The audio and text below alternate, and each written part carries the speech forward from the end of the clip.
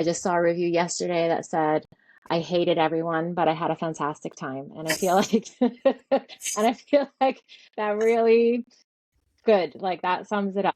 Welcome to Narratives and Nightcaps, books, beverages, and author conversations. I'm Bree, always ready to dive into new fantasy worlds and take a step back in time. I'm Megan, part critic, always team physical copy, and forever chasing good thrillers and a great plot twist. I'm Emily, your resident mood reader who thrives on chaos questions and lively book chats. And I'm Jordan, equal parts heart, humor, and high-functioning caffeine addict.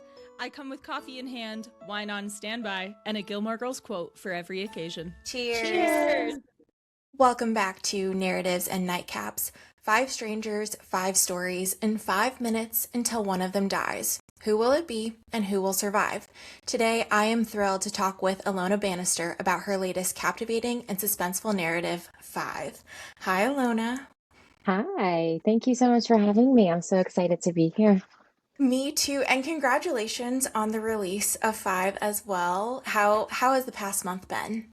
Oh, it's been really exciting because when you're writing a book, like you're alone the whole time and you have no idea how anyone's going to react. I mean, you have your editor and you have your team and stuff, but when it's actually out and readers start responding, it's very exciting. It's really interesting to see how people react and what they think and who they love and who they loathe and how they're responding to it. So that part where I'm finally able to interact with people has been really nice.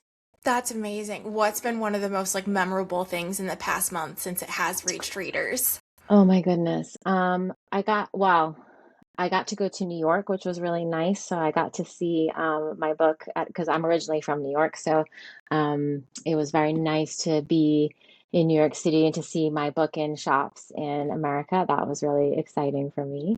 Um, I have had some really brilliant interactions online on Instagram with folks that have been very funny and very interesting. I just saw a review yesterday that said, I hated everyone, but I had a fantastic time. And I feel like that really good. Like that sums it up. So I'm glad that readers are responding to it in that way. So that's been really nice. It's been nice to see it. This is my 3rd book, but so I've been sort of writing for 10 years, and but to see this book received this way has been really exciting for me. That's very cool. I'm just as excited for you. It's been fun to tell people about your book so far, and they're like, "Oh, what's it about?" And I'm like, "Well, let me go." But I love that too. I love the conversation that it sparks with not only the characters but the style. But we'll get into all of that. Yeah. Beforehand, I would love to know what your nightcap pairing is for us today. Yes, so I thought about this because I thought about what would be appropriate. And so in the book, we've got a lot of characters who are, difficult to say the least. They're presenting us with lots of tricky aspects of their character. But we do have a couple of characters who I think are really who shine as stars. And I think one of them is Doreen. You'll meet her in Liam's chapter. He's the businessman. She is the mother of Liam and his brother Danny. And she drinks a drink that I had to research quite carefully. It's called Dubonnet.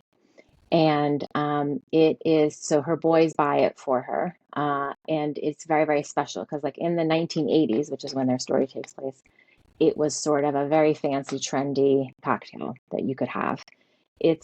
I've never actually tasted it. It's like a fortified wine that's very sweet. I'm not sure I like the sound of that, but it was trendy in the 80s. So a woman like Doreen would have thought it was very sophisticated.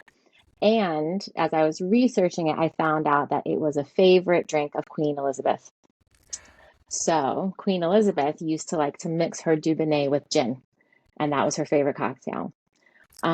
So I've never actually seen Dubonnet on a shelf. I know they still make it. But I think my nightcap for this, in honor of Doreen and the Queen, should be Dubonnet and gin. We should all try it. We should all try it. Cheers to that. You've piqued my interest on it too.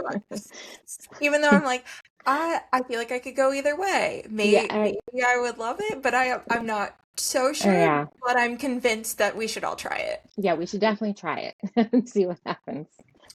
And we can toast to Doreen when we do that. That's Yeah. a perfect pairing for this. Well, okay, on a similar note then, I guess, what would be your go-to either nightcap if you like that or a mocktail, anything, what's your go-to? Um, well, we're having a heat wave in the UK right now. We've suddenly been hit with super hot weather, which happens here very, what in the summer we get like 2 to 3 weeks where it's super hot and we all remember what the sun is. So this is like perfect Aperol spritz weather. Um, Oh, yeah, yeah, I think that that's, yeah, summertime. I don't know how this always works out, but I always feel like I'm talking to someone in the UK right when you guys are having your heat wave. It just seems to time out every summer. Little heat wave that we have, and then it goes back to raining. Oh, the one time that I've been to the UK, I had great weather. So You were lucky. Yeah, yeah, you hit it at the right time. Yeah.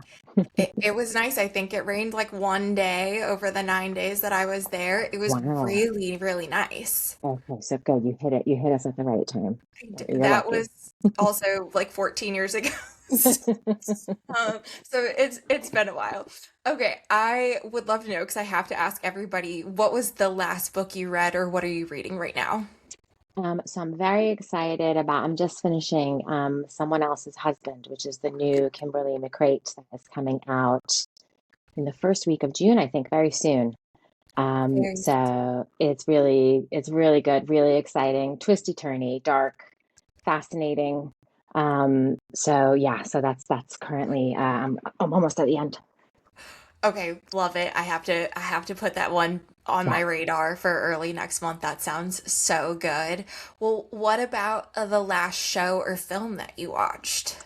Ooh, that is a good question. Last show or film? I'm one of those people who, like I always fall asleep 10 minutes in, no matter what it is. I'm the Do you know what though? Something really good that I had never seen before, and we watched it with my son. Is it called no, it's not called The Bear. The Leonardo DiCaprio one where it's in the 1800s and he has to survive. Oh, I know what you're talking about. Is that called The Bear? No. I don't think it's called The Bear. Does it start with an R? Oh, Revenant. Revenant. Is that Yes. what it's called? Yes, Isn't The that okay? Revenant. Yes, I had never seen it before, and I actually stayed awake. So that means yeah, it was good. I okay, that says a lot because I'm also someone that tends to fall asleep. My husband Yeah, gets kind of yeah. not mad, but annoyed Hmm. because we will watch, it'll take me multiple days to watch the same Yes, episode of yeah, me something. too. Me too. Hmm. Um, but I feel like I've seen bits and pieces of that. Yeah, And so now I feel like I should go back and watch that. Okay, great yeah, recommendations. yeah. When it comes to your influences creatively, what or who are some of those that inspire you? So I mean, obviously there are writers who I love and there are writers who I draw from. So for this book in particular, I read all kinds of thrillers, but I really was inspired by Patricia Highsmith, who wrote The Talented Mr. Ripley. She wrote loads of books, and they're all sort of have these oddball characters who don't fit in and who don't understand why they don't fit in. So I drew a lot from her. Shirley Jackson also. Um, she's very inspiring to me. She's inspiring to me also because she was a mother of 4 children and she worked from home. She lived in the 1950s, so she was expected to be that sort of domestic mother, but at the same time, she was writing these amazing books and was quite a famous person. And she would like think about them when she was folding laundry, which is very relatable to me. As a mom. That's very relatable. Um, but also for me, and you may have picked up on it in the book, I like to kind of hide things in there. I draw a lot from pop culture. Um, I use a lot of references to songs or old TV shows. I like to do that in my books because it's my way of like saying thank you to certain sort of iconic influences in my life. It's my way of getting to say like, hey, thanks. you mean a lot to me, like the Golden Girls, for example, which appears in the book. Yes. So yeah, I use a lot of those too. Oh, that's so cool that it's just a nod to the Yeah. things that have made you you and who you are today. That's very cool. Well, as someone who's from the US and now in the UK, Hmm. coffee or tea? Oh, coffee still, coffee always, yeah. How long have you been in the UK, or when did you move there? So I've lived here almost 20 years, like Okay. 18 years. Yeah, so quite a long time. So it's definitely home. You know, my children are very British. Like this is where we live. But yeah, there are certain things that I still miss very much and certain things that I still do. So coffee is definitely one of them. Yeah, the coffee would be really hard for me to part with over Yeah. there. Although I will say I had some of the best tea when I was over there. Yeah. I really did. I'm not much of a tea drinker, and it was above and beyond what I can get here in the US. But I don't think I could break up with my coffee. No, no. Yeah, my husband and I have talked about. Okay, well, as someone, so I was very curious, originally from the US, now in the UK, like we said, what's one place you would recommend for everyone in the US that they like have to visit or do? And same thing with the UK. What would be one recommendation for somebody? So if you're coming to the UK and you haven't been here before, obviously London is extraordinary, and that tends to be where everyone goes. But I highly recommend hopping on a train, maybe not right after you've read my book, but just hopping on a train and um, taking a day trip. There are so many incredible, really cool smaller cities and towns and villages that are really fun and have an entirely different feel to London. So, for example, my family and I, we just moved to Brighton. It's an hour train ride from London. It's on the ocean. It's got like an amazing pier with a really fun amusement park on it and kind of like an old school arcade. It's got a really great feel down here. It's really relaxed. We have better weather here than they have in London. And it gives you a very cool idea and a really nice feel for what other parts of England are like. And it's very easy to get to from London. You can do it in a day. Yeah, Yeah, only an hour. yeah, Maybe not right after you've read yeah, five, like you yeah, said. yeah, However, the transportation is so. I loved that when I was over there. It was just so easy to bop around. yeah, I went up to Bath, which yeah. I Beautiful, just so was beautiful. so amazing. Very, very cool. That's a great recommendation. So this is not set in stone, but my dad and I are tentatively talking about trying to make our way to the UK later this year Hmm. because I want to go see the ABBA event. It's so good. I saw it. It's so good. Did you? Yes. Oh, so I grew up listening to them, and Yeah. I that is comfort music for me. Yeah. I love it. And so, but I've heard that it's ending. And Oh no, so is it? that's Oh, what my dad said. So we were both like, well, we have to go then you have to before go. this. You have to hurry up. It's really Okay. good. It's totally worth it. It's really good. It's really, you've never seen anything like it, but it's shocking. But when you get used to it, you're like, oh, this is This is it. amazing. Yeah, Okay. yeah, it's really cool. I'm gonna pull that clip just to send to him because he doesn't Okay. listen to podcasts. Oh, um, okay, well, what do you miss about the US then on the flip side? What do you Oh miss? goodness. Well, I love New York. Love it. Every time I go home, I feel like a whole different kind of energy, really re-energized. Um, it just has a different feel. The fact that everything is open the entire time, um, it's just so amazing how that city runs. And so I always recommend for people who are going to New York for the first time, if you can do it, I'm from Staten Island. So if you can take the Staten Island ferry from Manhattan to the neighborhoods called St. George, it's right by the ferry terminal. There is an Italian restaurant there called Inateca, and it is tiny, but it's extraordinary because what they do there is the menu is created by and cooked by real Italian grandmothers. So it's the kind of Italian food. It's like home, it's real home cooked, real Italian food. And the whole atmosphere of the restaurant is incredible. And the idea is incredible. And so I highly recommend that is a really like a jewel of a place. So if you get off the ferry, it's just a 10-minute walk and it's an amazing restaurant.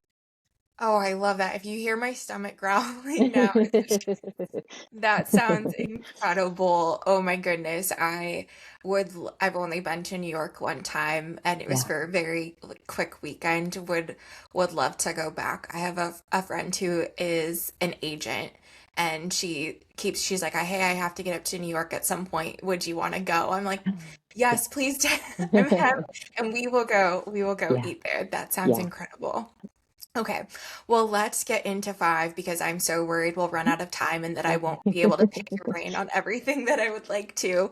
But first, can you tell readers a bit more about what this story is about? Yes. Yeah. So we have 5 passengers standing on a train platform. They are all waiting to take the train to London, Victoria. They're in a suburb right outside of London. And in 5 minutes, one of them will die. And they don't know it, but you do as the reader. And as you learn about their lives and what brought them to the station on this particular day at this particular moment, you will find yourself judging who you think deserves to live and who you think should get just 5 more You give me chills even minutes. just hearing you talk about it. I There's so many things I want to talk about, but I think the best place to start is probably where this idea came from. I was briefly reading your interview with NPR and you talked about this sort of lightning bolt moment. Can you take us back to where this originated? Yeah. So I used to live in London. I was coming back from a meeting with my agent, and I was on a London bus on the top deck thinking about stories. And it occurred to me that if I interviewed everyone on the bus and I started writing their stories down, that you would have multiple books, first of all, and they would all be better than any fiction that you could invent because people's lives are really interesting and extraordinary. But you don't know it when you're sitting next to them. At the same time that week, I sort of had it in the back of my mind. There was this really tragic cycling accident near my house. We lived in a neighborhood where like loads of people would cycle in the morning into work, into central London. So they had cycle lanes and it would get very busy. And a cyclist was coming down the road into a busy intersection and they were hit and they died on impact. And it really moved me because I knew the street they had to have cycled down because I walked it all the time. And I was just thinking about that last 5 minutes. They didn't know what was coming. And they looked at, that building, that pub, that tree, thinking about the day. They said goodbye to someone that morning. Um, and then that was it. And they didn't know it was coming. And so that idea suddenly kind of just coalesced for me like, okay, so we're going to have 5 people, and in 5 minutes, one of them will die. But of course, they don't know it. But what happens in that last 5 minutes? Between before and after, what is the last 5 minutes? So that's the idea came from. That's a very short span of time. Yeah, it's very short. Yes, it is.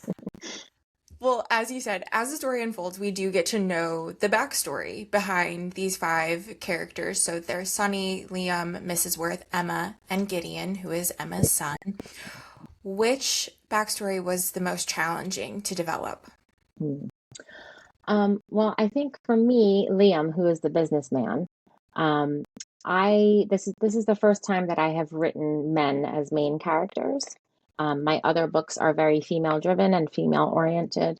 So I really set myself a challenge of how to write a man with lots of layers and dimensions.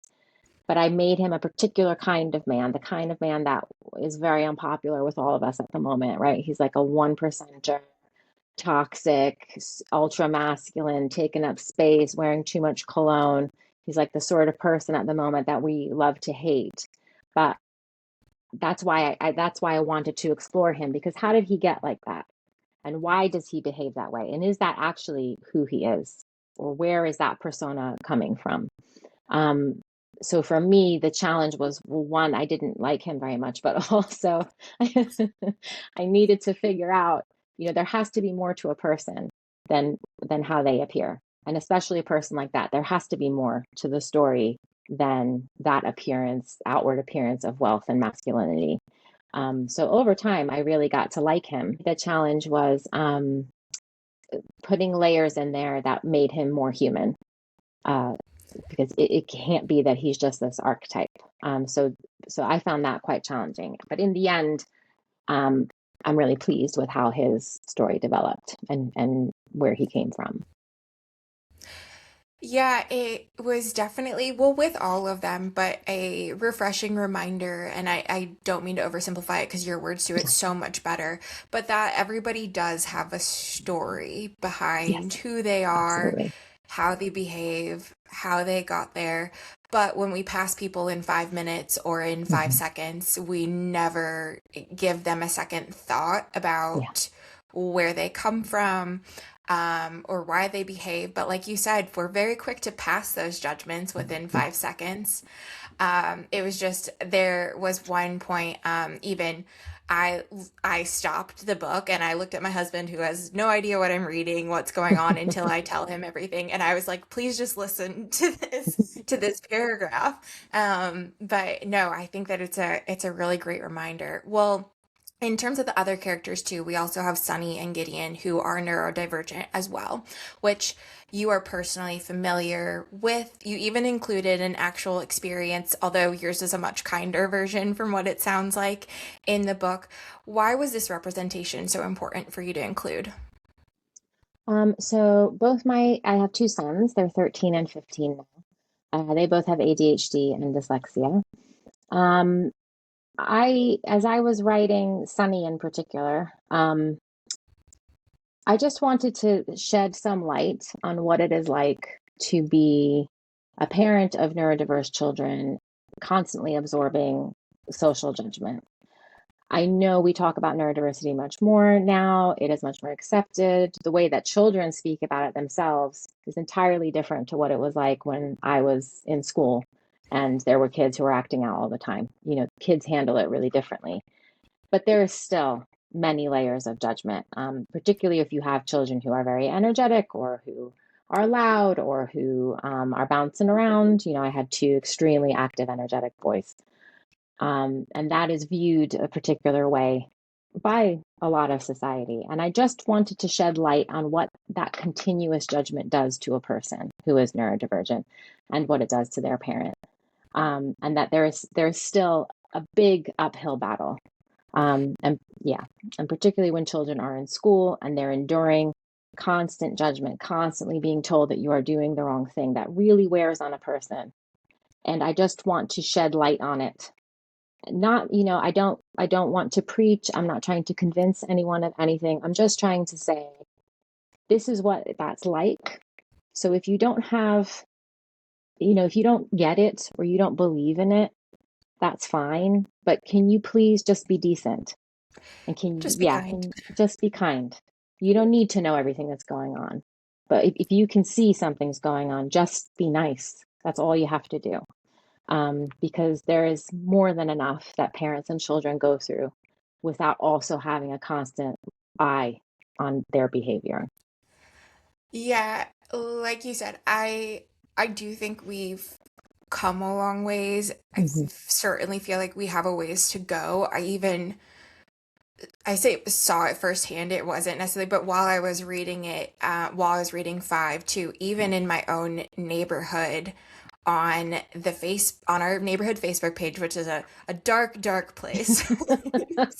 um, Yeah, but we stay there just in case yeah, there's it's anything helpful. crucial Yes, we need to know.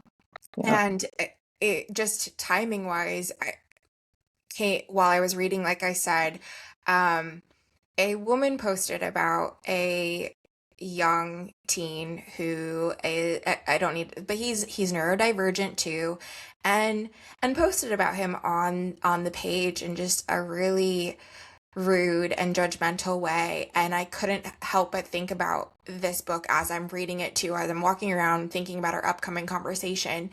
And the woman posted about this, and there was one person that then commented and was like, hey, like he's neurodivergent, all of the and this person responded and goes, I don't care. And I was just, and I also, so that post has since been like removed from our Facebook group, all of that. But it was just like you said, it was such a quick judgment that it seemed like this person made. And I couldn't help but think about not only this boy, but also his parents too, and that a neighbor would behave this way. And like you said, whatever you believe or like pass your judgment, to then go ahead and take this stance, I was like, we could all just do with so much more kindness in that. And you don't know, like, you don't know what someone else's story is. Exactly. So tangent, but I could not help but think about that as that happened while with our approaching conversation. As we mentioned earlier, you're breaking the fourth wall with this, with the narrator who speaks directly to the reader at times. It feels very intimate. We can even feel complicit. Like you said, we're passing judgment on these characters, and we know what's going to happen. How did this aspect of the narrator's voice come to be? Yeah. So I don't plan or outline. So I didn't originally have a narrator in mind. I was trying to write the first platform, and I was trying to make it feel like really urgent, like an emergency and a crisis. But of course, you have to describe so many things, like where are people standing and what are they thinking and where are they looking and their clothes. And it just was pages and pages. It was just very wordy. And it was the opposite of urgent. It was just taking forever to explain what happens in 1 minute. So I thought, well, okay, what if I just tell the reader what's going to happen? Like, what if I just say someone's going to die instead of like trying to imply that something is coming? If I just say someone's going to die, then suddenly I cut 20 pages. And now we really do feel urgent. Now it feels like, okay, someone's going to die. Well, was like, what do you mean? That voice that said that started explaining lots of things. And I was like, oh, you're actually very snarky and sarcastic. And you're actually saying, you're talking about all of the things that we would want to say, but don't say in public. So I thought, oh, okay, so now we're going to have this omniscient presence, the person, the voice that sees everything and gives voice to our thoughts and judges us for them at the same time. So once that voice sort of popped up, I thought, okay, well, it's fun. Actually, it was very fun to write the narrator. But I thought, okay, this makes it much easier to put us in crisis mode when we have someone explaining it to us. Is there a favorite moment that you have, without spoiling anything? Is there a favorite moment that you do have from the story now, either because you're so excited for readers to get to that point, they're on the edge of their seat, or that was just very either cathartic or fun to write, like you said, with the snarkiness of the narrator? For me, all the build and all the platform scenes is very tense, and I had to be very careful with how I did it to keep you guessing about what is going to happen. So I think for me, my favorite was the actual ending. Because when I got to explain what was happening and how, and then I got to take us into some other places also, to consider what might happen to all of our characters. That to me, that I'm excited for people to get to the end. I'm excited for them to see if they figured it out, to see if it was what they wanted, to talk about what they wanted and who they wanted, but also to see what some of the resolution is. Did you know? Had you figured it out? Because you said you didn't plot it, you didn't really plan it. Did you always know who was going to die? No. So I didn't know until I was like, I'm going to say 65 or 70% in. Wow. Because for me, and this is just for me how I write, I think it makes a lot of sense to plot and plan a thriller where you have twists and turns and something has to happen. It doesn't work that way for me. And particularly with this book, because I wanted it to feel like an emergency and like this was happening in front of you. So, like, as though you're standing there and you're watching all of it happen. I had to feel like that's what was happening to me. So, to convey that sense of urgency, I also had to feel like it was urgent. And if I was standing there, I wouldn't know what was going to happen next. So, I needed it to feel that way so that I could write it that way. So once I got to the organic place where the organic thing was going to happen, then I had to go backwards and fix all of the platforms and make it make sense. Which is, not a great, it's like very inefficient and tedious and like really not a good way to write. But I feel like for this story in particular, it worked because I didn't know until I got there. And that's how that's how I want you to feel. I want you to feel like you don't know what's going to happen. Like these people are being crazy. Like you don't know what's going to happen. So I didn't know until I got there, and then I had to go fix everything. I mean, you say inefficient. I say that that's a part of the process, and that Yes, every it book is. has its own process. And I think that I was very curious about it because it does. You feel the urgency, you feel that edge of your seat as a reader of what's going to happen, and as you're observing everybody on the platform and where they're at, you can definitely feel that. You can feel the tenseness like in your chest too, as Yeah. because you know what's going to unfold. So that's very, very cool. Your research for this too also seemed both fascinating and very extensive. Like I was looking at everything that you attributed and all of that, and I was like, wow, I would like to now go read some of these. They sound so interesting. So, in terms of the literature, but also visiting many train stations and platforms yourself, what do you remember most about your research process? So I used to be a lawyer, which is part of why I do so much research. Because for me, the characters, and I think this is probably why a lot of lawyers become writers and thriller writers in particular. You're the Because second one I've yeah, interviewed this year. yeah. Because there's something about how you learn to put a case together, how you learn to convince and to argue, and to defend. So my characters are almost like clients that I'm creating a case for. And my job is to make you as the reader believe that what I'm telling you is true. But of course, it needs to be true or close to the truth for it to feel plausible to you. And I'm very conscious that um, readers, if they come across something that is inauthentic, or if they have experience with something and they know that what I've written is wrong, then they are gonna let you know. Like they're gonna go on Goodreads and they are going to let everyone know that you got that wrong. So I also know when you come across things like that, it takes you out of the story and you kind of don't believe the writer once you've found that kind of mistake. So I try very, very hard. It's not perfect. I'm sure I've missed things, but I try very hard to tackle everything with as much detail and research behind it as possible. That's always a big part of my process. Because I don't plot or plan, that means that what happens is when a character tells me that they want to do something, I have to, I think about it and I'm like, okay, well, we got to go find out if this is true or real or does it work this way.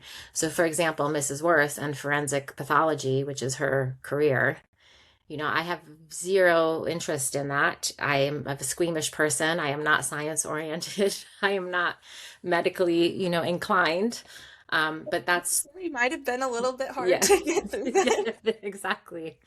But because of her age, so she's older, she's in her 70s. I knew that if she was a woman with an important career, because I wanted her to have an important job, she would need to be a pioneer in something. And so I looked around for what that might be. And, the first female pathologist in the UK, I think it was something like 1976 or 77 is when she became prominent. So I thought, okay, well, that's a good career choice, but now what is this about? And I actually had no idea how important that work is of forensic pathology, how important it is for public health, how sensitive the work is that they do. I was really, it was fascinating to me. But that's the thing about, researching a novel. So I had no idea what this thing was. I had to go find out all about it. And I'm glad that that's what she wanted to do, because otherwise I never would have explored all this stuff if I had, planned out who she was going to be. So research is always a really important component for me, but I love doing the research, because the research then brings up new questions and takes you down a new path. And then suddenly creatively you can do something that you had no idea you were going to do. So, yeah, that's how I The used rabbit it. holes can be very fruitful, Yes. it sounds Yeah. like, and super Yeah. rewarding. Like it's almost, it's hmm okay to chase them sometimes Yeah. too, even though we always have this sort of negative connotation about a rabbit hole. And Yeah. it's like, but Yeah. what can you find out in that, or what can it inspire? Very Yeah. cool. When readers turn that final page, once they've walked away from the train station, what do you hope they take away from this story? That's a good question, because I recognize, and I've also seen from the reader feedback that, readers are a little bit shocked by some things. They find some things a bit dark in the story. They might be confronted with their own judgments about people, which some people are a little bit angry about. They don't like being confronted with the fact that they have judged these people. But that's the whole point. The whole point is to judge them and to ask yourself, why? Why do I feel that way about these people? Is this my reaction in public? Is this what I really think about people when I see them? And I don't want to say, I want people to walk away it would be great if we thought about people differently. It would be great if we were less judgmental. But I think it's more about the next time you're in public and you see something that looks odd or a bit different, or is not a choice that you would make, or you can see that there is distress, can you just stop for a minute and consider your initial reaction, and then maybe think about a different reaction? Maybe think about a way that you can be helpful or non-judgmental, or maybe just consider, hey, I don't really know what's going on there, but I hope they're okay, instead of getting annoyed. Yes, it probably does take a level of self-awareness Yeah. to Yeah. to do that, but what you've captured is, it's a very honest and yeah, maybe for some people, or in some ways hard for any of us to fully acknowledge about ourselves. I mean, that can always be some of the hardest things that people do, is taking a look at themselves and why they behave or act a certain way or think something. But I thought it was brilliant. Thank you. I thought it was brilliant, and just like I said, a very real look at what 5 minutes fully includes, because 5 people and 5 stories too. You're saying it's a very brief period of time, but there is so much in that 5 minutes as well for all of those people. It is your third book now, and I know you mentioned you were working in law before. Can you tell me a little bit about how this writing journey started for you? Oh, yeah. So I went to law school in the States, and then I passed the New York bar. And then shortly after that, my husband is British, so that's why we came over here to the UK, because he had a good job offer. So this is where we came. I had to requalify to become a solicitor here, so I put a lot of effort into my law career. And then I started working in immigration law. That's always been my favorite area of law and where my interest is.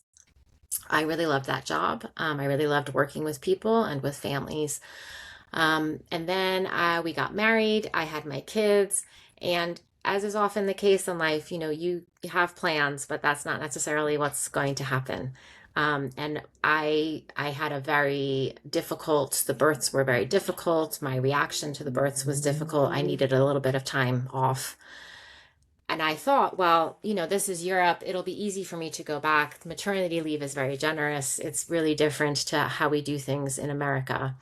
But it wasn't the case. It was very hard for me to get back to my career. I tried to go back when my younger son was 3, and I just was not getting hired. This was pre-pandemic, before we knew that parents can do anything Yep. from anywhere. But that just wasn't what it was like. So my husband suggested that I take a writing class, just to do something different, maybe open up a different avenue, just change tack. So I did. I took a class from Faber Academy. It was an online course. It was called Writing a Novel. And it was 10 months, and we had a certain number of words due every month. And I was really disciplined about getting those words in. I didn't want the kids to be an excuse. And by the end of the class, I had a first draft. Yeah. So my husband and I agreed that I would try to get an agent. I would try to see if I could make it work, because I know that the chances, it's very, very difficult industry. And I knew the chances were very slim, but it still felt like a really amazing thing to have done. And I didn't know that I had that in me. I had never written anything before in my life. So I found an agent, and she got me a deal, and it was very unexpected that I ended up here, but it's worked out really well. It's worked out really well. It's been a good career for me to have with my kids, and with the kind of academic support that they need. It's been a blessing, really, that I didn't have a regular 9 to 5, but that I've been able to be at home and present for my kids, but also doing something that I love. What an amazing and inspiring story too for anyone else that is a mom, whether a working mom, a stay-at-home mom, or an aspiring writer. That's very, very neat. What has been, like you said, it's a very hard industry. It's a hard industry to get into. There is so much that goes into getting a book out into the world. What has been one of the most surprising things that you've learned now being in it? So I was, I'm almost 50, so like I am not a great adopter of social media, and the world is kind of moving fast for me. And I wasn't like an avid Facebook user. I didn't really get it, because I'm sort of in that Gen X where I'm just kind of just on the edge of things. Like, I still remember talking on a phone with a really long cord. I had a typewriter in college. Like, I'm still, in between.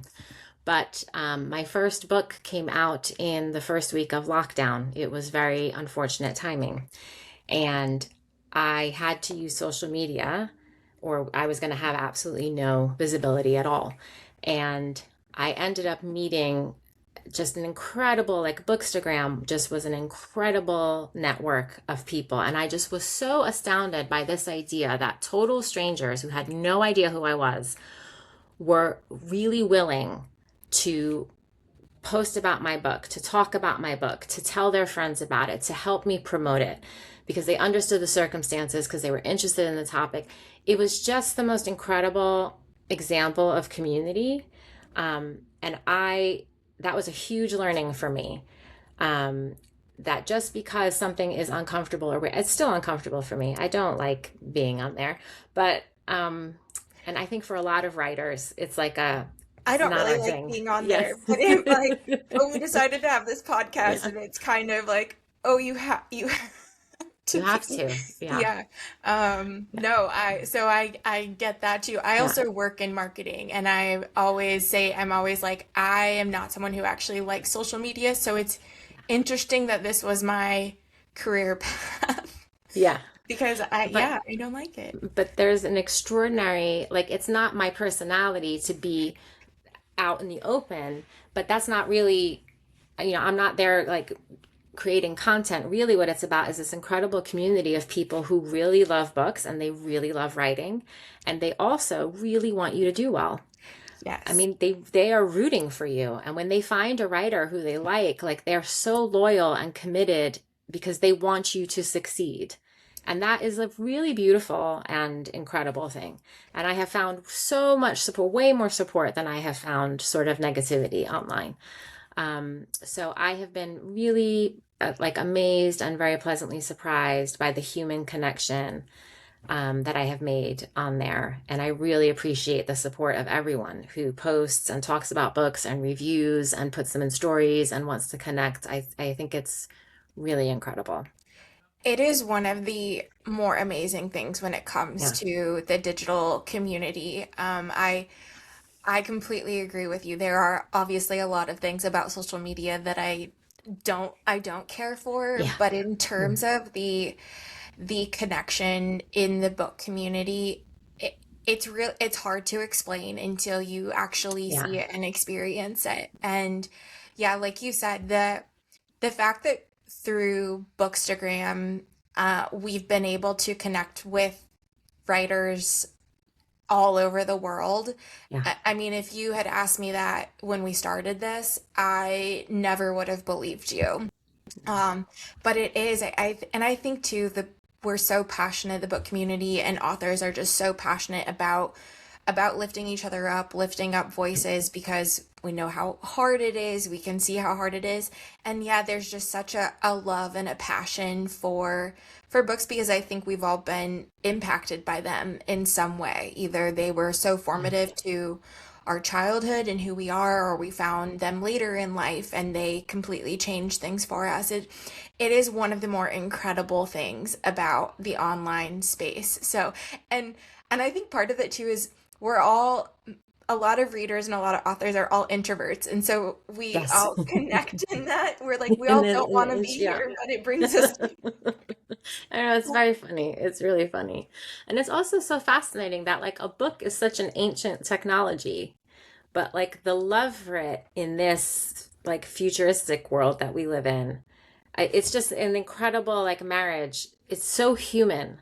Like I know we talk so much about like being disconnected and AI and this, how we're like socially disconnecting. But I have found in this book community, like the fact that we're all on here talking about one of the most ancient things that humans have created is really quite extraordinary. And it gives me a lot of faith in like how much we appreciate human creativity. Having conversations like this and talking about books and the power of storytelling and what it can do gives me hope. Yeah, It is absolutely. like such a bright spot, and hopefully it is too for people that listen or watch too, that to just have a comforting, easy conversation about books, something that we all Yeah. care and love for. Um, well, on a similar note, what is one of the biggest things you've learned about yourself since you started writing? Mm.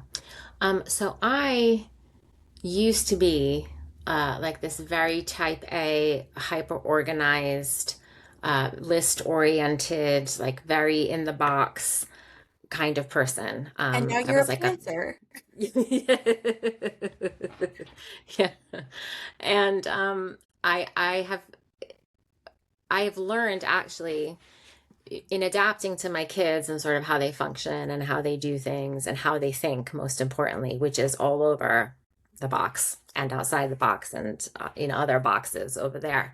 Um, I did not know how actually flexible I could be, and that I did not know that I was this creative person. I knew that I liked creative things. I knew that I liked art, that I loved books, that I loved creativity, but I didn't know that I could do it myself. And that actually I'm not this type A super structured person. I am in some ways, I got to keep this house running with these kids and my husband who's also like everyone's disorganized except for me, sure. But in terms of my working life, I being super flexible is actually what helps me to be creative. And the more flexible I am, the more creative I can be. So it's been a big learning for me that actually I'm not this sort of uptight, super square person. I mean that has a lot of things that are beneficial to it. But yeah, I didn't know that about myself until I started doing this. You're making me like rethink myself and my own possibilities. So that's very cool. Well, looking ahead, is there anything you're working on right now that you can tell us about? Yeah, I'm starting to work on a new book. I think for me, I've been very appreciative of the thriller space. I know this book is like a literary suspense or a literary thriller, And I know that people who love thrillers love a particular kind of storytelling, but I think they've been very generous with me and letting me have a little space to tell this story. So I think I'm going to stay kind of in this genre, in this lane, because I think, but in my other books where I've also written sort of darker stories about darker human feelings, I think when we read thrillers or suspense or mysteries, we're actually looking for those stories. So I feel like for the sorts of things that I write, this is a good home. So I'm working on another book in a similar vein, in a thriller space, more strangers crossing paths and doing things we don't expect.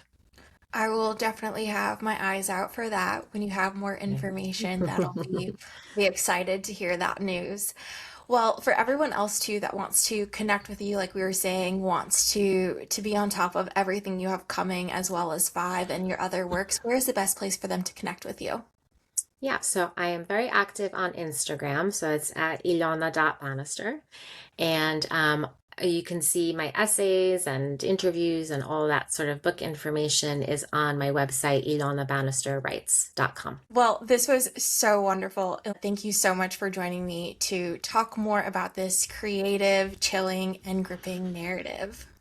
Thank you so much for having me. This is so fun. Thank you for having me. My pleasure. Five is available now, along with Ilona's other works, When I Ran Away and Little Prisons. And listeners, the countdown is on, and you get to decide who should have just 5 minutes left to live. Cheers! Thanks so much for listening. The Narratives and Nightcaps podcast is a production of The Craft Co., with intro music created by Remington Haynes. Subscribe to the show on Apple Podcasts, Spotify, and YouTube. Follow at Narratives and Nightcaps on Instagram, or visit our website, narrativesandnightcaps.com. Sign up for our newsletter to always know what we're reading next, which authors are joining us on the show, and for extra bookish and beverage info. Connect with our additional co-hosts, Jordan and Emily, as well. You can find me on Instagram at Cozy Reads and Sips. And you can find me on Instagram at books.bottles. Cheers! Cheers!